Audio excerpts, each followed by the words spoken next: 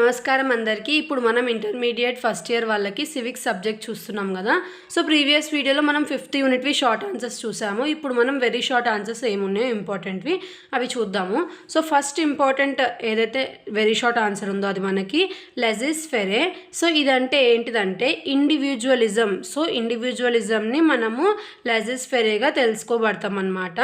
Next laissez faire is a French term. So ఇదొక French term అంట.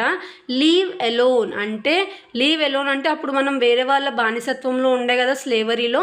So అక్కడ నుంచి మనం సేవ్ అవ్వడానికి మనం ఇలాంటి వర్డ్స్ యూజ్ చేసిండే. So leave alone, it regards the individual as a centre of social life. According to this theory, individual freedom should be given maximum scope and the state intervention should be reduced to the minimum. అంటే ఏదైతే individual freedom ఉందో దానికి ఎక్కువ priority ఇవ్వాలి, వేరే వాళ్ళు control చేసే దానికంటే అని చెప్పి మనకి ఈ ఆన్సర్లో చెప్తున్నారు. Next Marxism. సో ఇదంటే ఏంటంట, దీన్ని సైంటిఫిక్ సోషలిజం అని కూడా అంటారంట. ఎవరైతే కార్ల్ మార్క్స్ ఉన్నాడో అతను ఫౌండ్ చేసినాడు దీన్ని. అంటే దీన్ని ఇన్వెంట్ చేసిన పర్సన్, స్టార్ట్ చేసింది. Communist manifesto written by Karl Marx explain the basic principles of Marxism. So ఎవరైతే ఇతను ఉన్నాడో, కమ్యూనిస్ట్ మేనిఫెస్టో ఏదైతే ఉందో కార్ల్ మార్క్స్ది, అందులో అతను ప్రిన్సిపల్స్ అనేటివి ఎక్స్ప్లెయిన్ చేసిండంట. దేనివి? మార్క్సిజ్వి. Next, it aims at establishing classless society by eliminating economic inequalities. So ఇది ఏం చేస్తుందంట, ఎస్టాబ్లిష్ చేస్తుందంటే ఏంటిది, క్లాస్లెస్ సొసైటీ. అంటే ఏవైతే మనము హై క్యాస్ట్, లో క్యాస్ట్ అలా అనుకుంటాం కదా, సో ఆ క్లాస్లెస్ సొసైటీని బిల్డ్ చేస్తుందంట. ఇంకా ఎకనామిక్లో ఏవైతే ఇన్ఈక్వాలిటీస్ ఉన్నాయో వీటిని ఎలిమినేట్ చేస్తుందంట.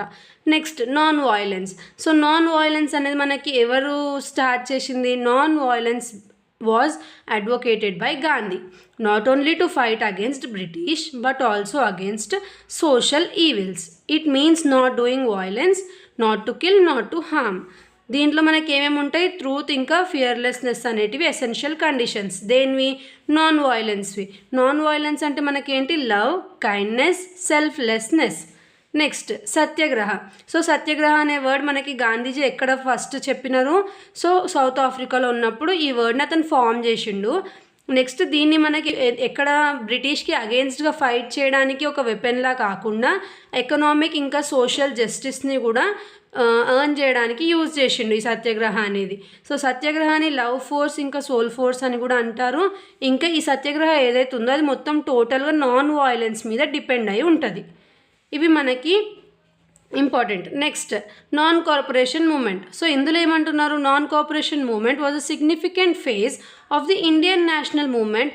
It started in 1920. సో ఏదైతే నాన్ కార్పొరేషన్ మూమెంట్ ఉందో అదేంటంట? సిగ్నిఫికెంట్ ఫేజ్ అంట. దేనిలో? ఇండియన్ నేషనల్ మూమెంట్లో. సో ఈ నాన్ కార్పొరేషన్ మూమెంట్ ఎప్పుడు స్టార్ట్ అయిందంట? 1920లో. It was a non violent movement. అంటే ఇది కూడా సేమ్ నాన్ వాయిలెన్స్తోనే కూడినటువంటి movement. Boycott of foreign goods and use of swadeshi goods was advocated during the movement. So ఈ మూమెంట్ జరిగేటప్పుడు ఏం follow అవ్వాలంట?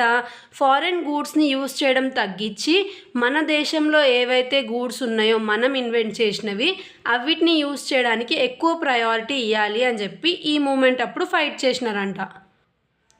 Gandhi used this method against Britishers in Indian freedom struggle. So ఈ ఏదైతే మనం ఇండియాకి ఫ్రీడమ్ వచ్చే స్ట్రగుల్ అంటే బ్రిటిషర్స్ నుంచి మనం స్లేవరీ నుంచి ఎప్పుడైతే సేవ్ అయినామో ఆ టైంలో గాంధీజీ యూజ్ చేసిన మూమెంట్ అంట ఇది నాన్ కోఆపరేషన్ మూమెంట్.